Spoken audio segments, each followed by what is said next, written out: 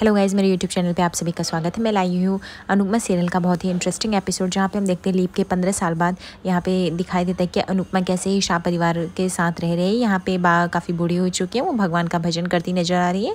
जहाँ पे बापूजी को अभी सुनाई नहीं देता, वो मशीन के ही हेल्प से सुन रहे होते हैं, बट उनका मशीन निकल गया होता है, बट वो अपनी वॉच ढूंढ रहे होते हैं और उन्हें बाहर से कुछ भी आवाज़ नहीं सुनाई देती। फिर बा जाके उठ के उनकी वॉच देती हैं और बोलती हैं कि पहले तो अपनी मशीन सही से लगाओ, तब तो सुनाई देगा। यहाँ पे इन लोग की थोड़ी नोकझोंक देखने को मिलती है। 15 साल के बाद ये लोग काफ़ी बूढ़े देखने को मिल रहे हैं और इन दोनों का जो नोकझोंक है वो काफ़ी प्यारा नज़र आ रहा है। दूसरी तरफ हम देख रहे हैं कि यहाँ पे अनुपमा जो है वो अपने काम में इस तरह से व्यस्त हो चुकी है कि वो अपनी सारे गमों को भुलाने की कोशिश कर रही है। वो गौ माता को गौशाला में जाके उनको अनाज और पत्ते खिलाती रहती है। तभी वहाँ पे तोशु आता है। वो बोलता है कि माँ, अभी क्लाइंट की मीटिंग है और आपको बात करनी पड़ेगी। तभी वीडियो कॉल आता है और अनुपमा ज्वाइन करती है। वो बोलता है कि आप मुझे एक क्वेश्चन बताओ कि मैं क्यों इन्वेस्ट करूं आपकी कंपनी में। तो अनुपमा बोलती कि हमारे कोई ब्रांडेड कंपनी नहीं, हम लोग आम लोग हैं, हम सिर्फ मैन्युफैक्चरिंग करके सामान आमतौर पे चलाते हैं। बहुत सारी हाउस वाइफ है जो इसमें से जुड़ी हुई हैं और वो लोग काम करके घर खर्च निकालती हैं अपना।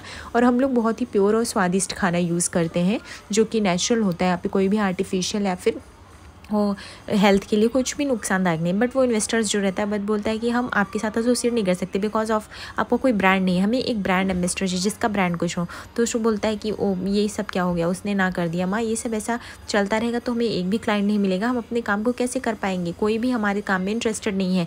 पहले तो आपको ये सब जो दुखियारों का सब सामान लेकर होती है, सबकी मदद करती है, वो बंद करना पड़ेगा। हम कमाई कितना रहे तो महंगे महंगे सामान यूज़ करें। तो माँ अनुपमा बोलती है हम सामान में कॉम्प्रोमाइज़ नहीं कर सकते और वो सब उनका हक है और इन लोग की सेवा करेंगे तभी तो कुछ मिलेगा हमको। यहाँ पे दूसरी तरफ देखते हैं अनुपमा आती है किचन में, वो किचन का पूजा करते हैं। उसके बाद वो जो होता है मेथी ढूंढते हो, मेथी खाती, बोलती है स्वास्थ्य के लिए कितना लाभदायक है, लोगों को पता नहीं, लोगों को अपना हेल्थ का खुद ख्याल रखता है। तभी अंश वहाँ पे आप पड़ता है और वो बोलता है कि और अनुमा क्या कर रही हो। वो भी थोड़ी सी झोंक नोक चलती है उन लोग की। वो काफ़ी परेशान करता है अनुपमा को, खिजाता है और बोलता है कि अब बताओ आपकी इन सबसे लव क्या है। तो अनुपमा बोलती है वो नहीं, तू रहने दे, तू यहाँ से जा।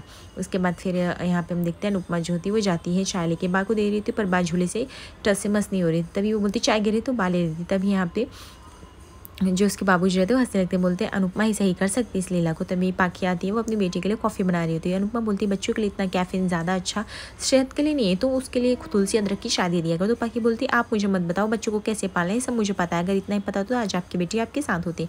अनुपमा इस बात से काफ़ी इमोशनल हो जाती है। दूसरी तरफ देख रहे होते हैं पाखी जो होती है वो क्लाइंट को हैंडल कर रही होती है और वो बोलते हैं कि ये बंगला बिक रहा है कि आपको लेना। तो यहाँ पे किंजल बोलती नहीं, हमें कुछ भी बंगला की ज़रूरत नहीं, क्योंकि रहना तो हमें यही है कई सालों से। तभी वो देखती है कि उसकी बेटी परी आ जाती है। वो बोलती है कि माँ देखो ना मेरे टी शर्ट कितनी श्रिंक हो रही है। बोलती है श्रिंक नहीं, तू काफ़ी मोटी हो चुकी है, तुम्हें अपनी हेल्थ का ध्यान रखना पड़ेगा। तभी देखती है कि किस तरह से पाखी अपनी बेटी ईशानी को ड्रेस्ड अप कर रही होती है और बोलती है पहले इसका 300 ग्राम वेट भी कंट्रोल नहीं हो रहा था और अब देखो कैसे कंट्रोल हो गया है इसका वेट। मैं इस बात से बहुत खुश हूँ। तभी तोसु आ जाता है, उसको चॉकलेट देने लगता है। यहाँ पे किंजल के लाख मना करने पर भी वो नहीं मानता है। वो किंजल बोलती है कि ये सब बंद करना पड़ेगा, अगर ऐसा रहा तो ये बहुत ही मोटी हो जाएगी और इसको बीपी कोलेस्ट्रॉल शुगर सब कुछ हो जाएगा। इसका नाम तो सुना ही होगा ना तुमने।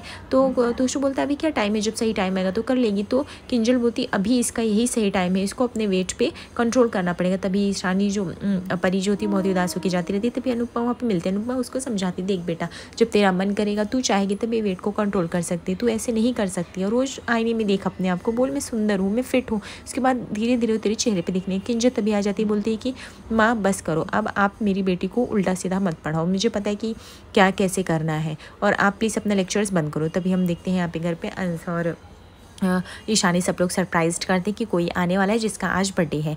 फिर यहाँ पे दरवाजे खुलते हैं और यहाँ पे माही का वेलकम किया जाता है। माही जो कि काव्या की बेटी थी और काव्या इस एपिसोड में नहीं दिख रही क्योंकि उसने अपनी बेटी को छोड़ दिया हुआ है। अब माही ही अनुपमा की बेटी बन के रह रही। तभी का अनुपमा बोलती है माही को जाके सबका आशीर्वाद ले। यहाँ पे सबका आशीर्वाद लेते उसके बाद अनुपमा अपने हाथ से हलवे का केक बनाई रहती है और वह ढकी रहती है। जैसे वो केक खुलता है सभी लोग एकदम आश्चर्य हो जाते हैं कि अनुपमा ने ये क्या कर दिया, ये कैसा केक लाया जिस पे छोटी लिखा हुआ रहता है। घर में सभी लोग और इरिटेट हो जाते हैं। पाखी बोलती है तो ये चली गई इनकी बेटी पर फिर भी इस घर में रह रही है, हमारा जीना मुश्किल हो गया। वो केक को डिस्ट्रॉय ही करने जाती है। अनुपमा उसकी हाथ पकड़ लेती है, बोली आइंदा से बदतमीजी नहीं होनी चाहिए, मेरी छोटी का नाम गलती से लिखा हो लेकिन उसको मिटाने की किसी की ज़रूरत नहीं हो। अंश बोलता है इन लोग को आता ही क्या है, ये लोग वही करते हैं जो इनको मन करता है, तो इनके बच्चे भी क्यों सुनेंगे, ये लोग तो चाहे जो ही बोलते हैं। तो बा बोलती तुम्हारी वैसे दादी ने किया ही क्या है, तेरी अनु माँ ने, वो तो कुछ भी नहीं करती। तो तभी बाबूजी बोलते कि किया है, उसने तेरे जैसी औरत को 20 साल तक झेला है, इस घर को नीलामी होने से बचाया है, तेरे भगोड़े बेटा चला गया, घर खर्च चलाया, आज सबको रोकेगा कि सबको मुश्किलों से बचा के इस घर को चला रही है, इतना क्या अनुपमा ने। तभी सब लोग वहाँ से चले जाते हैं। अनुपमा एकदम इमोशनल हो जाती है, बट अंश बोलता है कि आप इमोशनल मत। तो अनुपमा बोलती नहीं नहीं तू जा, तेरे गेम को लेट हो रहा है। अनुपमा यहाँ पे अपने गम को किसी तरह छुपाते हुए वो वहाँ से जाती है और फिर माही को भी बोलती कि ठीक है अब तू भी जा। तो माही बोलती ठीक है मैं जाती, फिर वहाँ जाती है। बट अनुपमा के दिल में आज भी वो दुख है। अनुपमा काफ़ी इमोशनल हो जाती है, वो सोचती रहती है कि अनुज कहाँ है, वो जिंदा भी है या नहीं है, भगवान जाने वो कहाँ होंगे, जैसे भी हो सलामत हो। यहाँ पे अपनी बेटी को भी सोचते बहुत ही रोने लगती है। उसके बाद वह इतनी घबरा जाती है कि वो घर से भागने लगती है और अचानक से गिर जाती है। फिर उसके हाथ में मोर पंख आ जाते हैं। वो बोलता है मुझे पता है ये भगवान जी का संकेत है, अगर तू है तभी मैं हूँ, वरना नहीं थे। दूसरे एपिसोड में हम इधर देख रहे हैं कि द्वारका का सीन दिखाई दे रहा है, जहाँ पे आध्या यानी छोटी जो है वो कृष्ण का रोल करती नजर, एक छोटे छोटे नाट्य में भाग लेती है और पैसे कमा के गरीब बच्चों की मदद कर रही होती है। एक संस्था में उसने ज्वाइन कर लिया है। यहाँ पे अनुपमा रोती हुई बिलखती हुई जाती है और भगवान से रो रो के कहती रहती है आपने मेरा पति छीन लिया, बच्चे छीन लिया, अब मुझे ज़िंदगी में कुछ नहीं बचा है, मैं कब तक ये सब दुख झेलती रहूँगी, कुछ तो मेरी बेटी से तो मुझे मिला दो, मेरी आखिरी निशानी जो है ये भगवान कुछ तो करो, कोई तो एक ज़रिया दो जिससे मैं अपनी बेटी से मिल पाऊँ।